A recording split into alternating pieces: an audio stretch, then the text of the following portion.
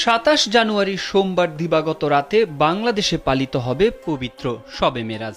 ইসলামে মহিমান্বিত এই রাতের বিশেষ গুরুত্ব রয়েছে।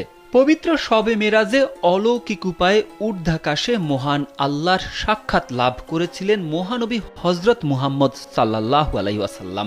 আরশে আজিম থেকে তিনি মুসলমানদের জন্য অত্যাবশ্যকীয় কর্তব্য 5 ওয়াক্ত নামাজের হুকুম নিয়ে আসেন। শবে মেরাজের আমল সম্পর্কে জনপ্রিয় ইসলামী আলোচক শায়খ আহমদুল্লাহ বলেন, মেরাজ হয়েছে নবীজির হিজরতেরও আগে। এরপর তিনি প্রায় 11 বছর বেঁচে ছিলেন। এই পুরো সময় জুড়ে তিনি কখনো মেরাজ দিবস বা মেরাজ রজনী উদযাপন বা পালন করেননি। নবীজি এটা কখনো করেছেন বলে কোনো দুর্বল বা জাল হাদিসেও আসেনি। প্রতি বছর একটা বিশেষ দিনকে শবে মেরাজ উদযাপন করা, রাতভর বিশেষ ইবাদত করা অথবা দিনভর রোজা রাখার কথা বিশুদ্ধ কোনো হাদিস দ্বারা প্রমাণিত নয়।